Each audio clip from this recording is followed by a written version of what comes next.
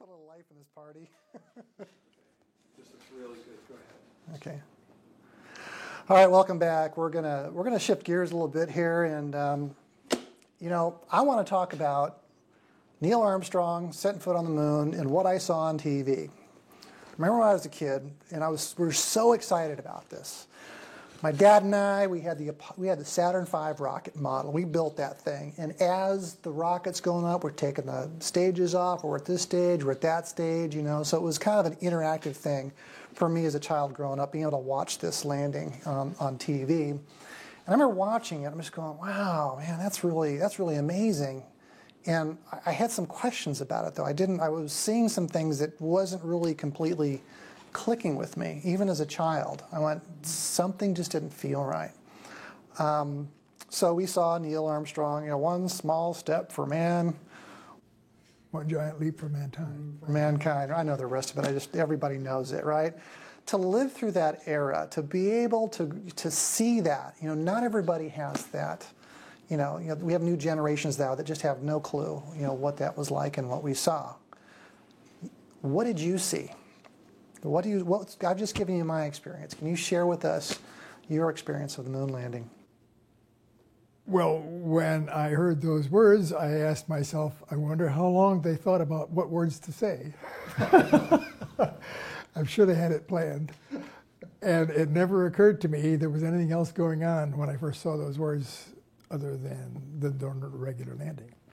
So when Bill told me that he was watching TV in a secret room, and that on the TV that there were craft on the crater at the same time that Neil Armstrong was, or close to when Neil Armstrong was saying these words, I was stunned.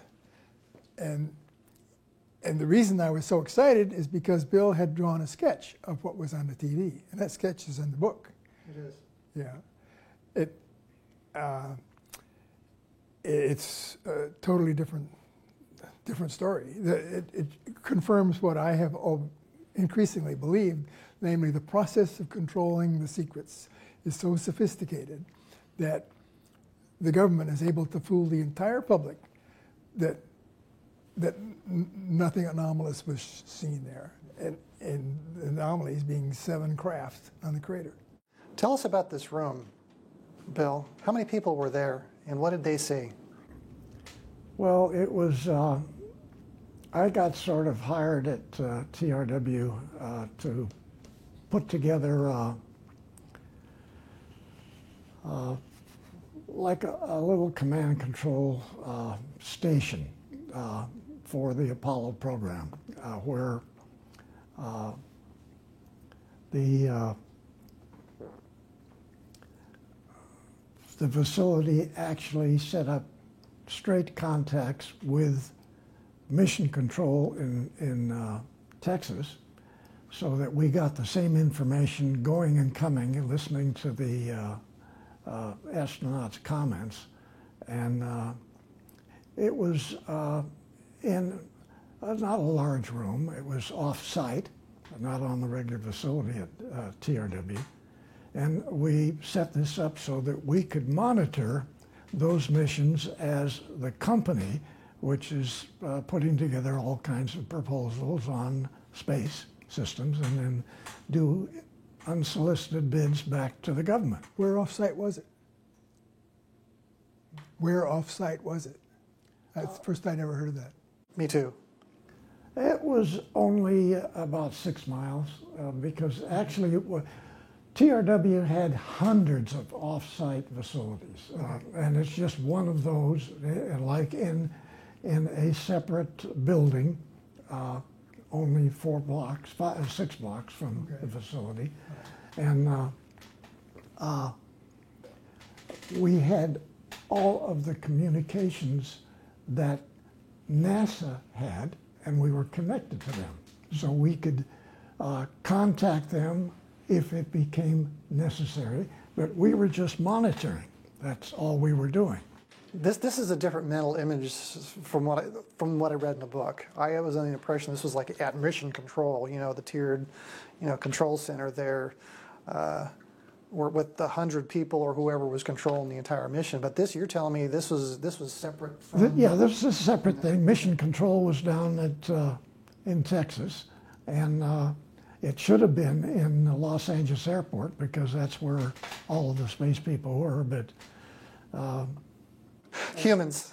after Kennedy got taken out, why a certain governor moved everything to Texas.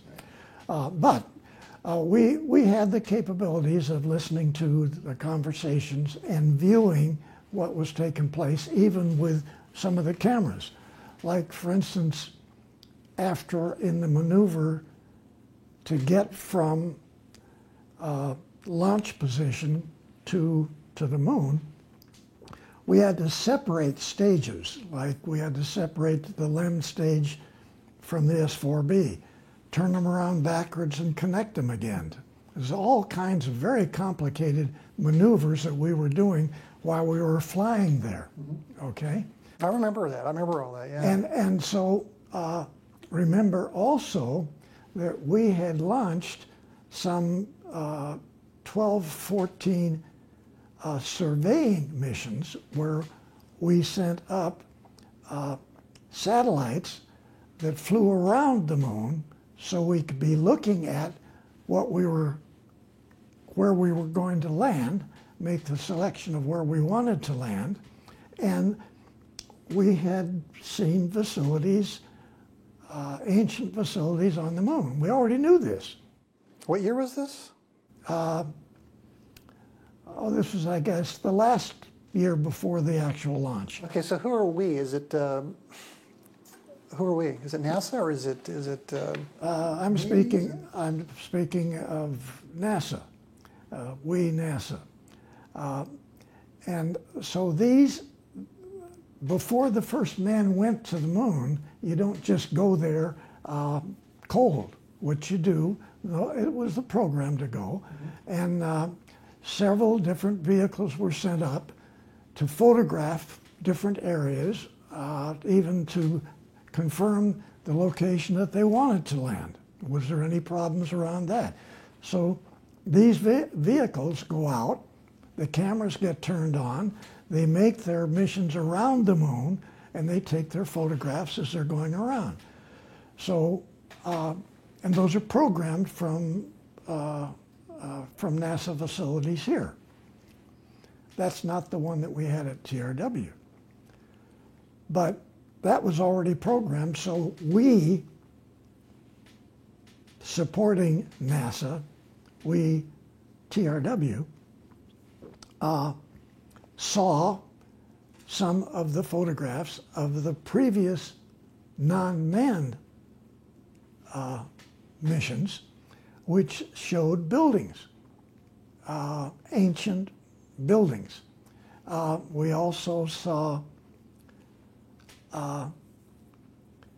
translucent buildings which were parked like a building could be 3/4 of a mile high glass and be 1.5 miles above the surface of the moon. So, Bill, this was over a period of months or just in the vicinity of the Neil Armstrong landing? It was like these appeared over the year before the first launch, man-launched vehicle. Okay, so we found all kinds of, NASA found all kinds of new things, which of course they didn't release. Was TRW getting this at the same time as well? Were they aware of No, this? but before that, we were getting the same information from our people in NASA, okay? So we're like in bed with the NASA missions. We're making recommendations and program. We have a contract.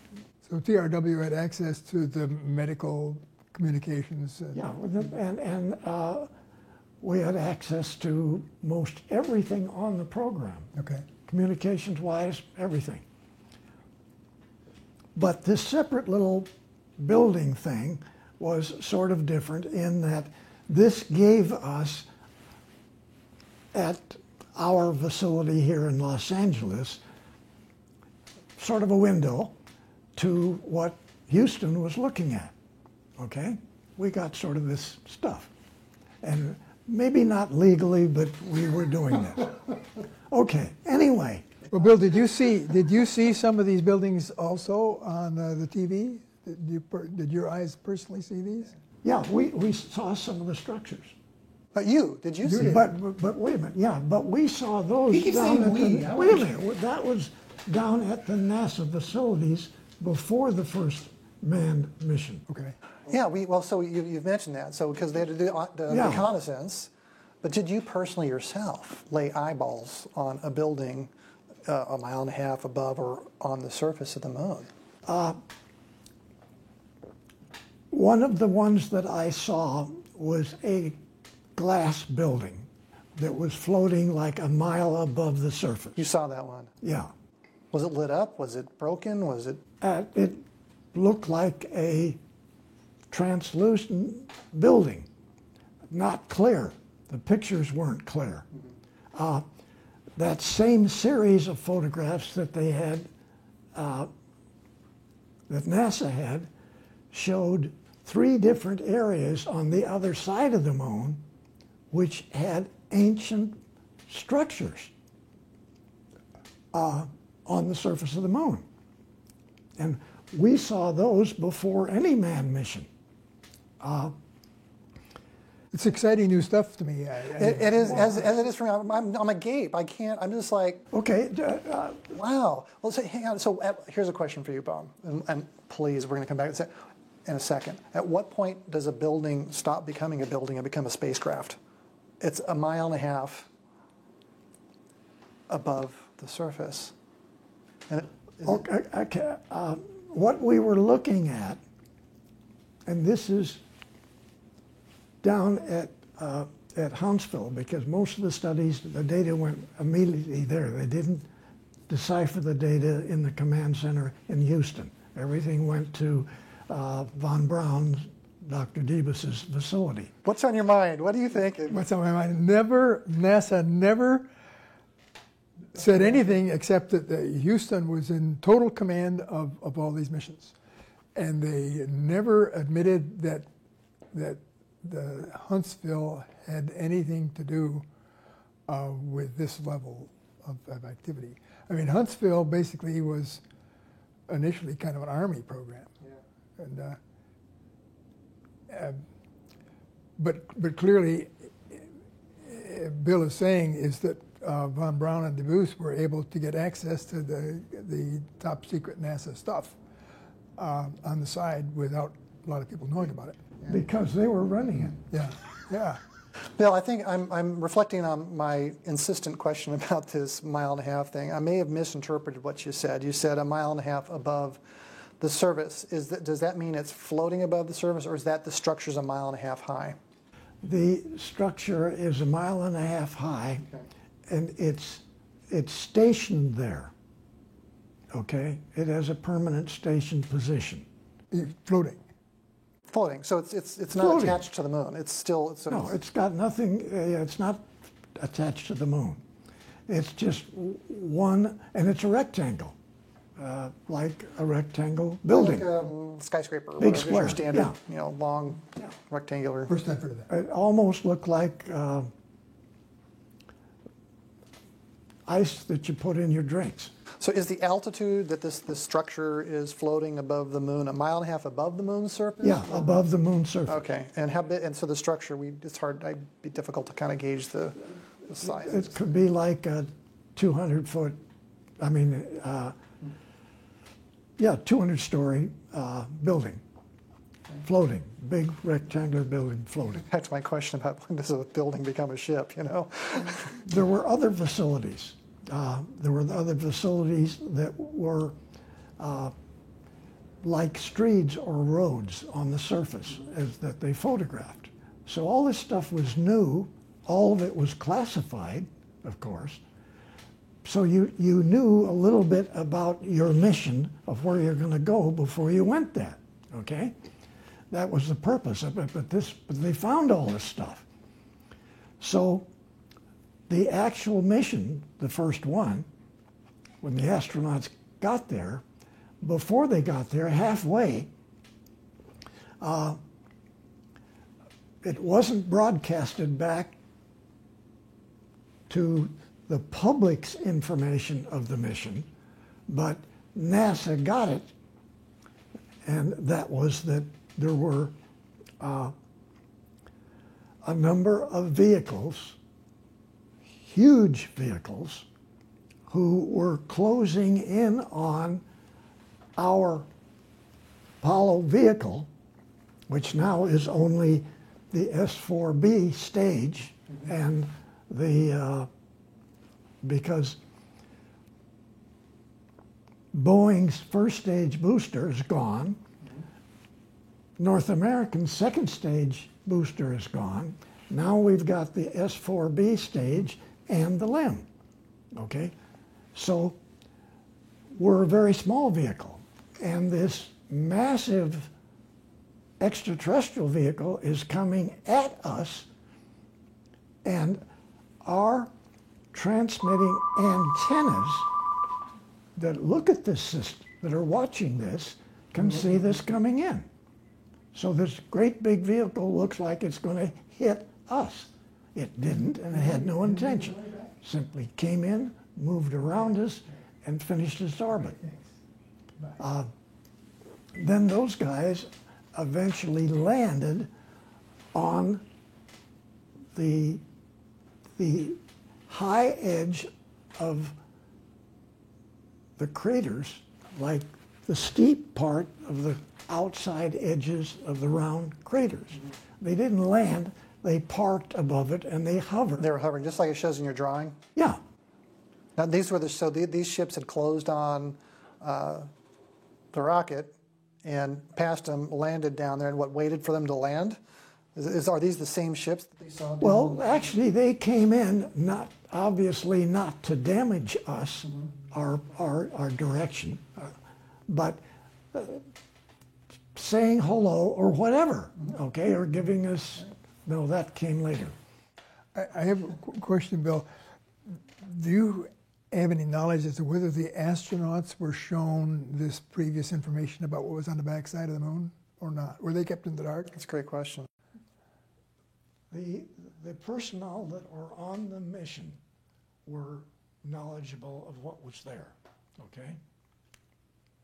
So all of the astronauts did not know, but the astronauts that were making the mission were told ahead of time they were to look for that as they made their orbit around the moon to set up the landing mission. Okay, thank you. High clarity. But I'm just saying that if you hear the conversations between Mission Control and the Apollo, they're talking about seeing as they orbit around the moon before the landing, okay, because you don't just come and land, you orbit. They're talking back and forth at different facilities as they're flying around the other side, which then confirmed the mission that their unmanned satellites missions went up there and photographed. The unmanned ones that were photographed before the first manned mission. So, yeah, that stuff was confirmed, and it went back and forth in the conversations. And even to the point that one of them wasn't there, it was further over to the southwest part of so-and-so. So those kind of conversations were going back, none of which the public heard, and even none of which some of Houston heard, okay? What got back to the command center, Mission Control in Houston was broken and split too. Not everybody there heard everything. Not just they covered it up. Other people covered it up for normal public, but it was even covered to individuals. Bill, because this communication system was part of your responsibility, that meant that you probably went to this remote building more than just once, right? Yeah, yeah. So, yeah. But what I'm saying is, you didn't just see a large group of tremendously large military-like vehicles parked around the side. One of these came by, and another one came by when they're still going into orbit, before they even got into orbit. And Right. So yeah. maybe they saluted, maybe they didn't. Maybe the admiral snapped his heels together and saluted. I don't know, but he had what was a friendly. Was it a pass. friendly? Yeah, friendly pass. Do we know who they are? I mean, who are these? So I'm just saying, before what's in the book, where it says, I say that this is what happened actually as the astronauts climbed down out of the little structure. They look up and they see this. They saw it before. Mm-hmm. They already saw it before. But in the book, you try to write a story, and but No, you go ahead. Sorry. you don't have that part in it.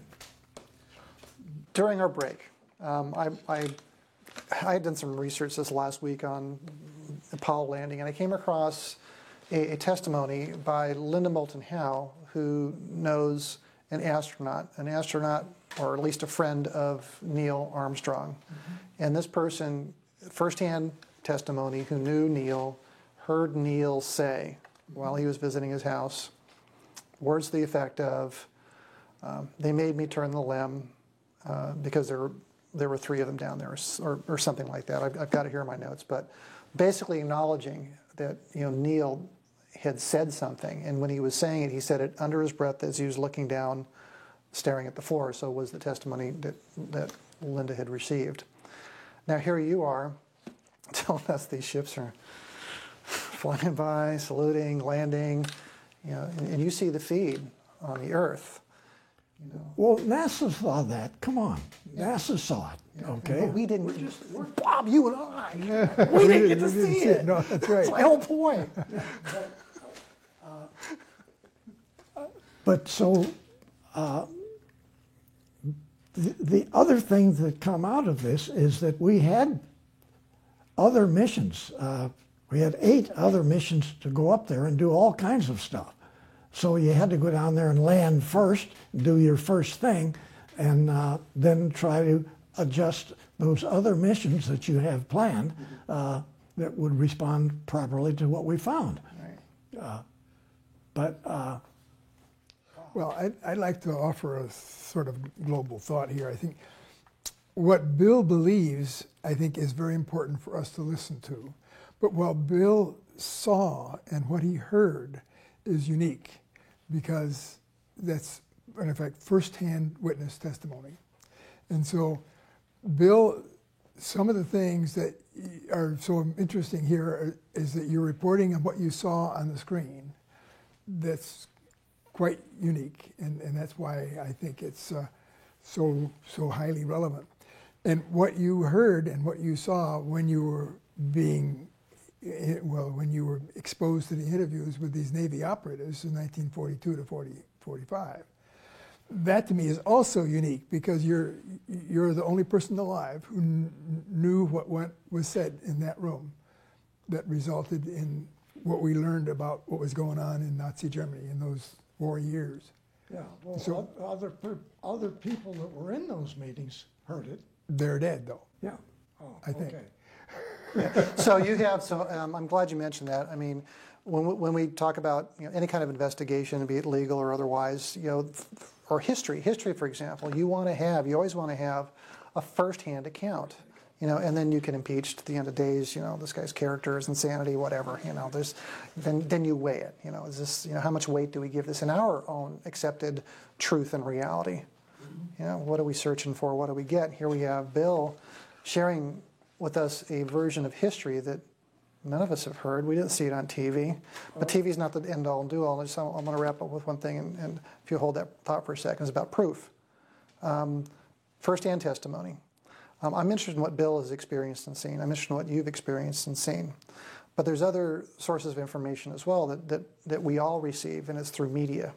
We're getting it on the internet. It's not ours. It's somebody else's.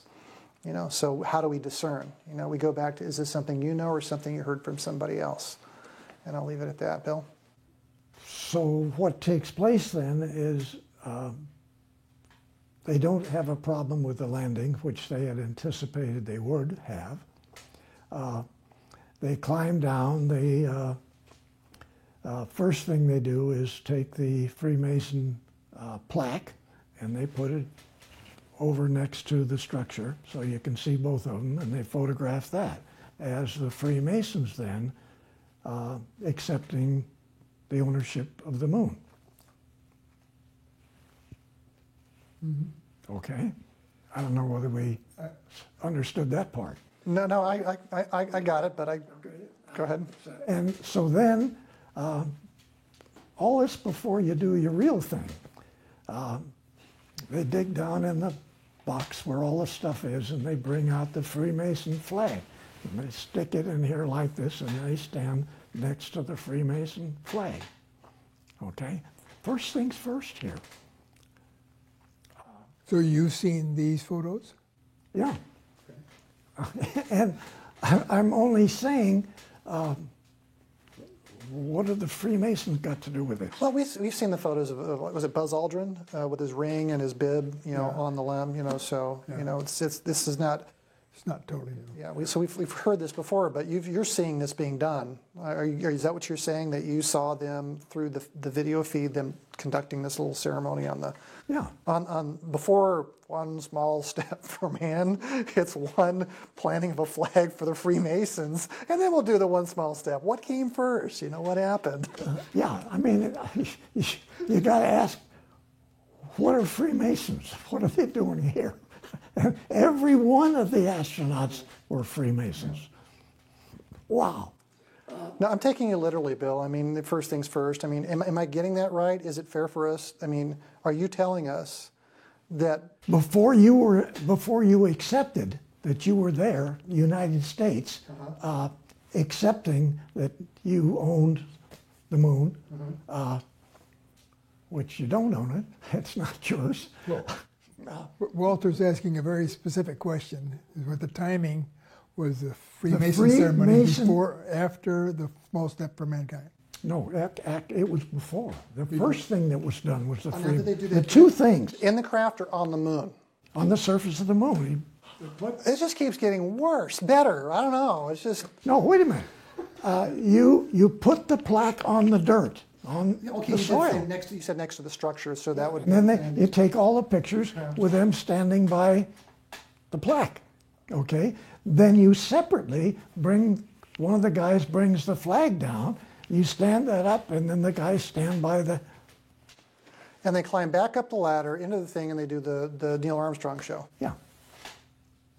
Have you ever heard this? Never heard it. Brand new. Welcome to Search for Truth Reality, my friends. This is just an amazing... Well, you've read about Freemason rings. You've seen them inside the limb, okay? But what I'm saying is this part about obviously it was determined that when Neil Armstrong said, "Good God, sir, they are enormous," referring to these massive extraterrestrial craft, okay? They weren't crafts, they were ships. They were not crafts, they were ships. And so for them to be parked around the edge of the crater, above the surface, floating, okay, and then many of the reptilians standing with their legs apart, standing up on the ground. They're on the surface. The reptilians are on the surface of the moon. That's what you're telling me. Yeah, they're standing underneath the ships. And you saw this. Yeah, and were they scaly? Did they have? then the word came back. They're giving us the finger. Oh my God! Well, they were pretty far away for you to tell what they really looked like, weren't they? Yeah, it's a long ways. It's hard to do it. But whether that was actually happening, the finger thing or not, but that's what the statement they made. Okay. Okay, so now we have to trust somebody else's word. An astronaut who's a 33-degree Mason who's Yeah, so they're giving us the finger, right? But nobody even knows that the astronauts are Freemasons. Nobody knows this. That's, All of them? All of the ones that went to the moon, yeah, all the ones that went to the moon were. but not necessarily all astronauts No, today. but I'm talking about the Apollo program. Well, we know at least Buzz is. We've seen photos of him, and the assumption would be, well, are the others? I've not seen anybody beyond Buzz Aldrin outed as, 33-degree Mason. I don't know, but I know an astronaut socially, he comes to local MUFON meetings. I think next time I'll ask him, are you a Freemason? Oh yeah, show me your ring. Go ahead. Let's see. Just go. Show me the ring. That's how you ask them. Where's the ring? I want to see it. Yeah.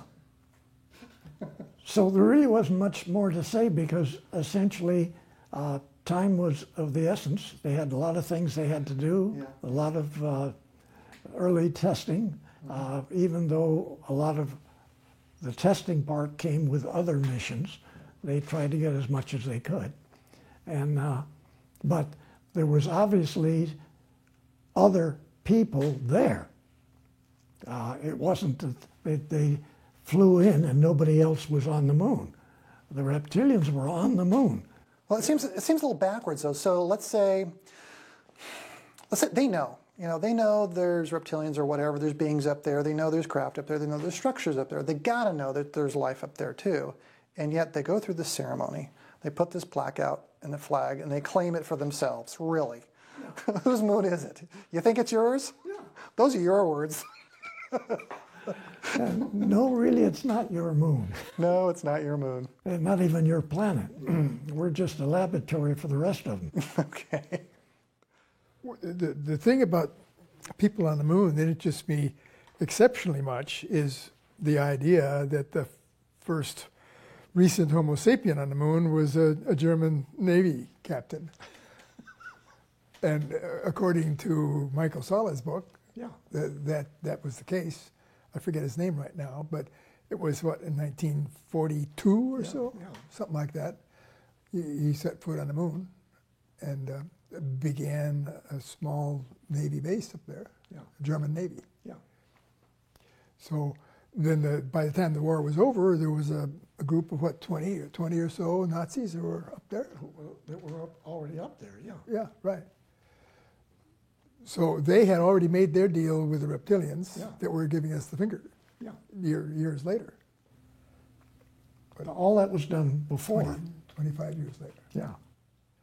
So the thing that excites me so much is, as I said earlier, the idea that the Germans were way ahead of us and even on the moon before the end of the war is something that if we can convince the public that that's true, then I think it's a lot easier to convince them all the rest of this is almost unbelievable stuff.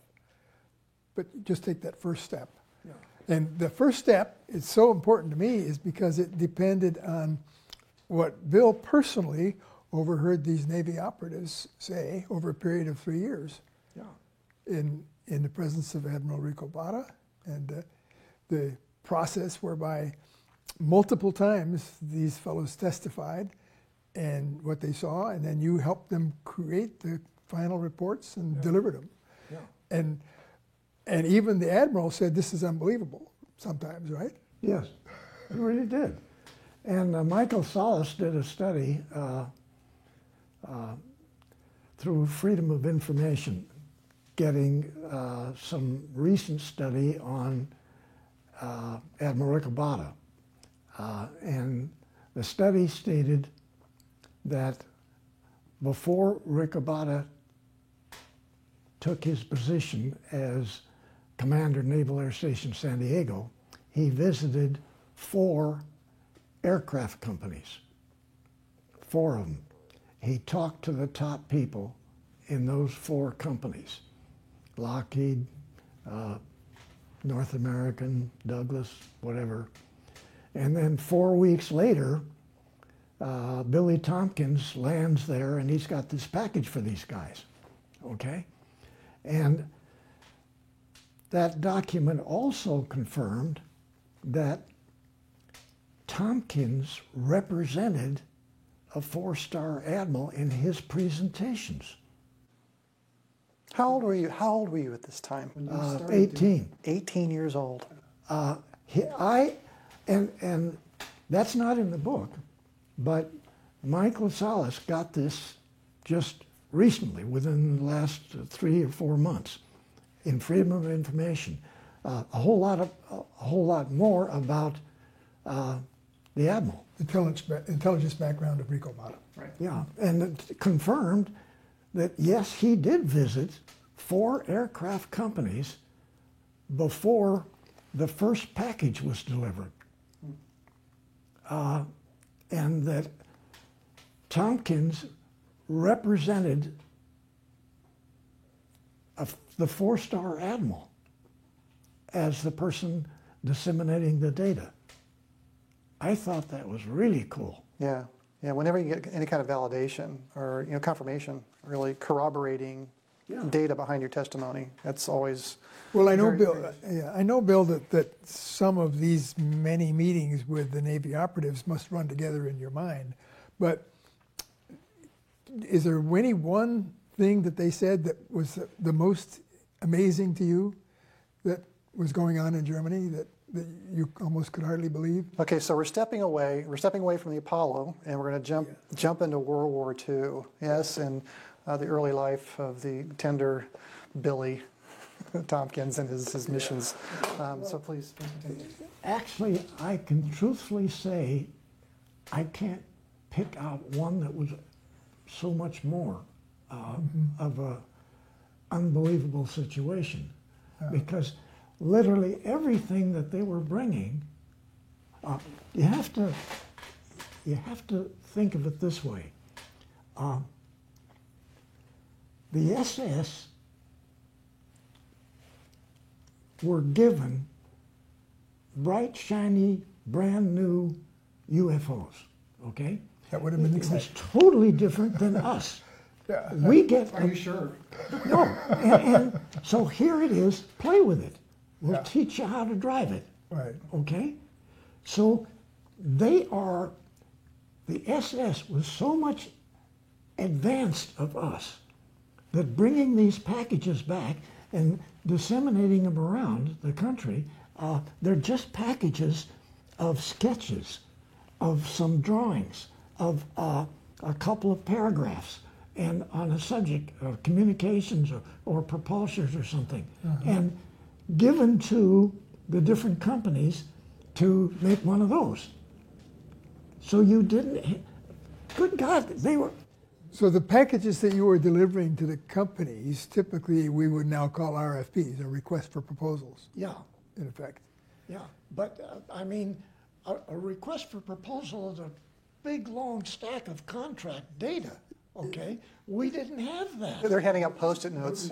Here's a stick drawing. Can you make this? Yeah, Bob, you're giving it to me, and I'm over here at Northrop. Yeah. But you didn't give me a request for proposal. You gave me, the data you gave me is of not even in the German language. Some of it is hieroglyphics. So basically, you're saying that there was a little ambiguity as to what was being delivered and what was the intent, but basically we're just telling our aircraft companies that it looks like this is what the Germans have, and think about whether we could replicate it, but they didn't really ask the question. Well, they didn't. They also asked all kinds of questions that I didn't have answers for. But the point was, we wanted them to study that Right. and see if there would be any way that we could understand it, and then Right. try to see if something could be designed, like a communication system that would do that. Right. You know what? This is like decades before you picked up your first UFO book. Right. Yeah. But it was a very difficult thing to do. I finally got to a standard set of things I would say to, because I did it so many times. The standard got thing it is done. like what you just said, right? Yeah, I'd get a dialogue, Yeah. and I would use the same dialogue. We know, take a look at this, and then there's this part here, and I would go into, I'd answer the questions, because remember,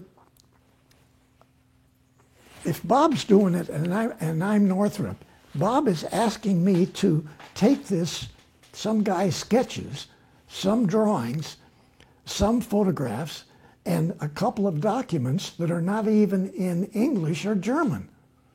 They're in a hieroglyphics. But typically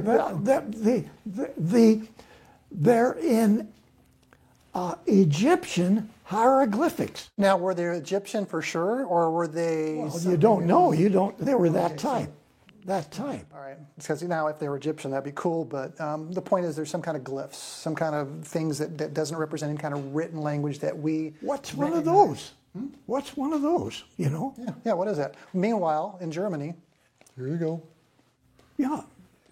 So I visualize these conversations you're having. Typically, when you deliver this package, was it to one person or to two or three? Usually be 4 or 5 people. 4 or 5 people. And was one of them usually pretty high ranking? Yeah, always. Always like the president of the company, maybe, or most high up? I think of the laboratories, the director of the lab, to like Warminster, Pennsylvania, Naval Development Center, Warminster. That was a Navy facility, though. Yeah. Yeah.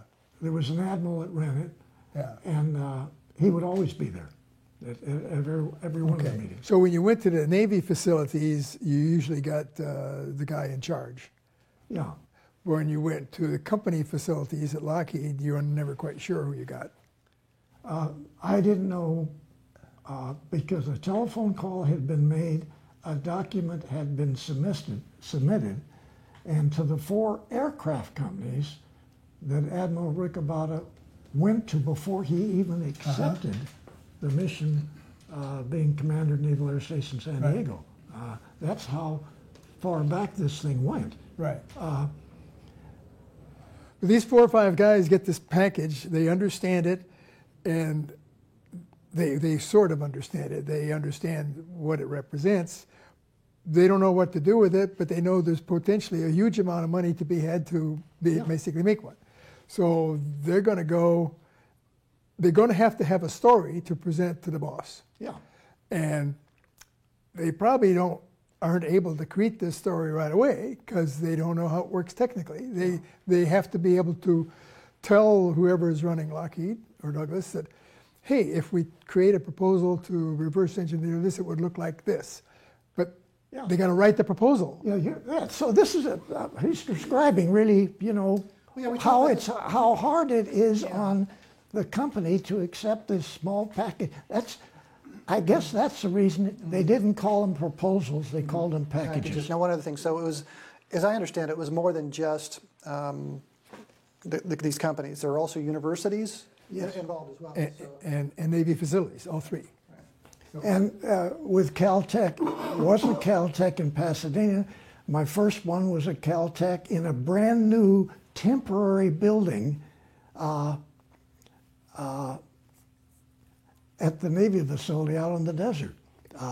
And Caltech was working on other programs, nothing to do with extraterrestrial. And the likely guy to be there would be somebody like von Karman, who was working there. Exactly, that type. And he's the guy who shows up later as having special knowledge about this subject. Help me and my viewers out with von Karman.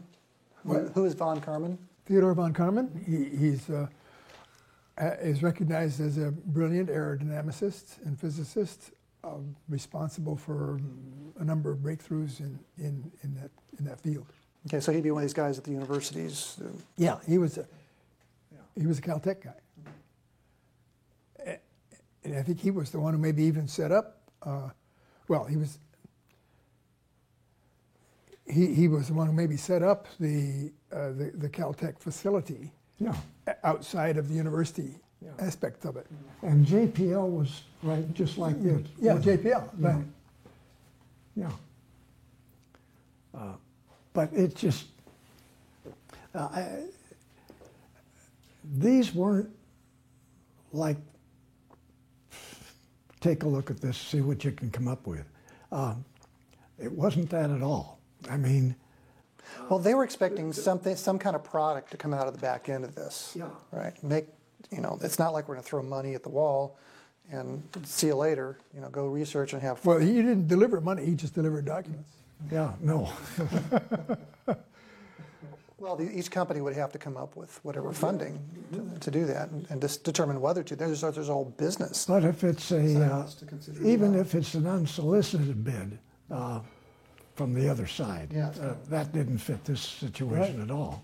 But imagine how hard it would be to get the presidents to actually pay attention to this, Yeah. unless they'd have been involved in the initial Now, Bob, meeting. Right. Bob's right there. I mean, you have to understand the feel at that time. I mean, it's insane. Okay. Yeah, like I said, chicken scratch on a Post-it note. Here, go make a flying saucer. Right. Really? I'm going to spend $1 billion on this. Come back when you got some more information would be my tendency. It's just fascinating to think where we are today. Do we really have a secret space program? Have we mastered anti-gravity? Are we actually out on all the planets in our solar system and the 12 closest stars, which I think was the other part of the Apollo program, using these the Nova trucks, these huge rockets to take machines into the sky. My gut feeling is yes to all those questions. And so it's all been done. Yeah, it's all been done. And here we are talking about where is it? And when Bill comes along and tells me, oh yeah, I saw that back, and say, yeah, I saw it. It's like, dude, man, where you been? I saw it.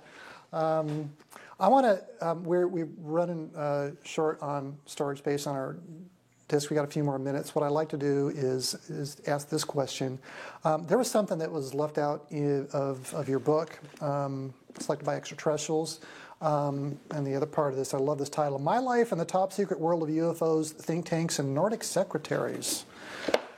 The question was, and you told me about this last time we visited, because you pointed this out, that you forgot to include this in the book, and it's a question that I had, and I'm sure a lot of the readers out there had about the book, is how did you learn that your secretaries were indeed Nordic extraterrestrials?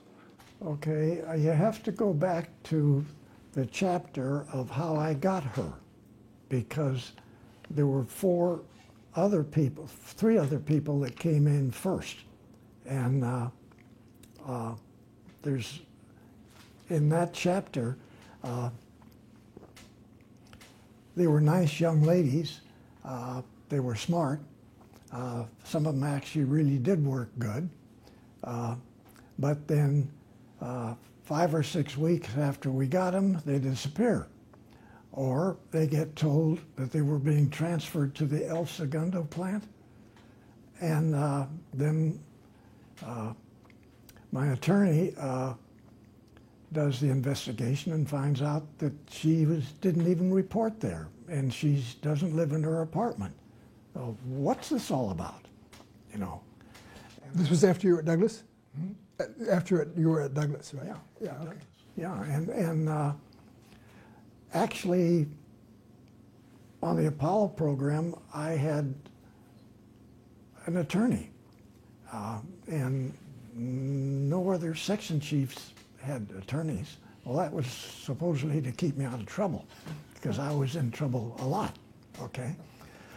But that was really because what we were doing had so many things in it that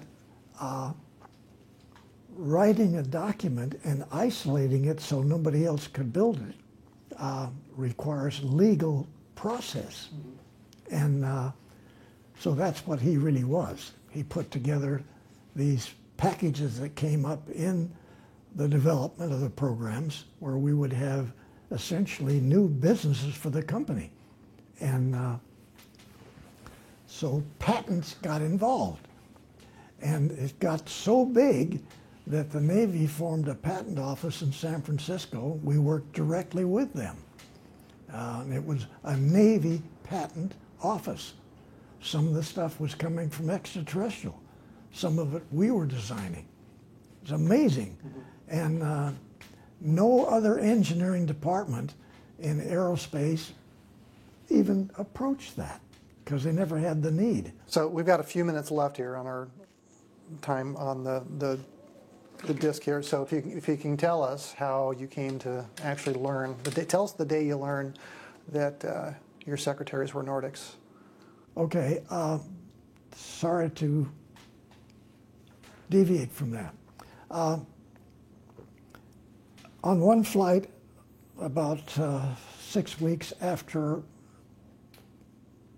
I finally got my real secretary, and she reported for work, again, flying in another DC-7 to Cape Canaveral with my assistant this time, assistant section chief. He told me, he said, Bill, we could be in trouble. This is on the aircraft. And I said, what? We're in trouble all the time. No, he said, is it wise for us to leave her there because she could sell the whole company to our competition, Lockheed or Boeing? I mean, that woman is unbelievable. You can't leave her alone. She can do anything. He was worried you'd left the secretaries behind. Yeah. And so this goes on, and at that time, neither one of us believes that she's a Nordic.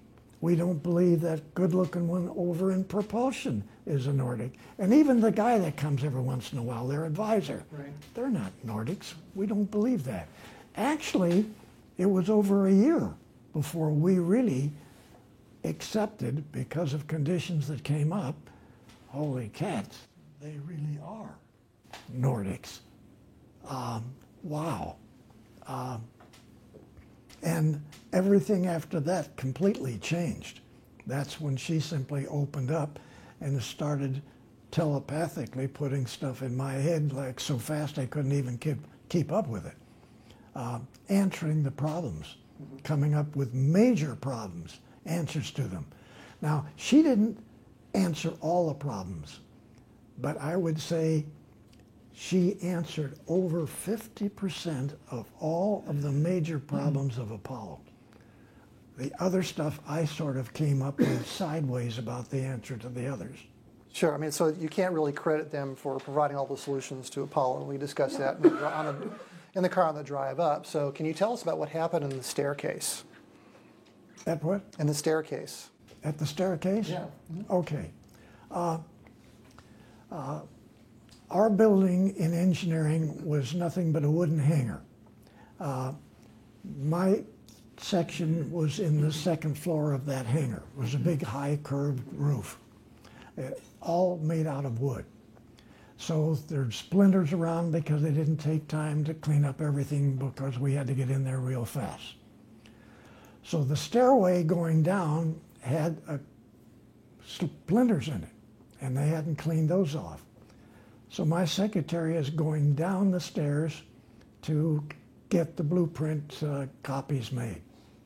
And she gets halfway down and she catches her little high-heeled shoes on one of the splinters, and she falls the rest of the way down to the bottom, and she goes unconscious. And so two guys come running over. They sort of hold her and pick her up, and they were going to, the other people came around to help, and they were trying to pat her on the head and see if they could make her wake up. And so it ends up that she doesn't react quickly, so they figure she may be really hurt, and they decided to, well, they called the dispensary to see if they get the doctors to come over, and then they tried to come up with a method to carry her over there. So while this is taking place, she's talking to, other people are asking her questions, and she's coming back with stupid answers. And so her boss then said, told her to wake up because she could be hurt and sit up and everything. So she said, who are you? My boss is Bill Tompkins. He's the head of Apollo. And says, no, I'm not. I'm your boss. I'm Captain so-and-so in the Nordic Navy. You're so-and-so, and he calls her by a different name, which is a real name, and they said, "You're a lieutenant commander, and I'm your captain. Wake up." Back and forth all over. So finally she wakes up, and in the meantime, she said some of the wrong things. Fellows had picked her up, holding her by the bottom, and she's waking up and having a ball. So she turns out to wake up, and now she can remember everything. But that's the way that I saw and heard everything that happened to her, and I'm upstairs in my office on the second floor. Oh. I saw everything. I heard every conversation. This is the first time I know she's a lieutenant commander. She has a captain who is her boss. There's a contract to Douglas for she, the other girl, and the other guy to report to the Admiral everything that goes on, the Nordic Navy Admiral, and that mission was a mission to us to see that we accomplished the Apollo missions, all 4 of the Apollo missions.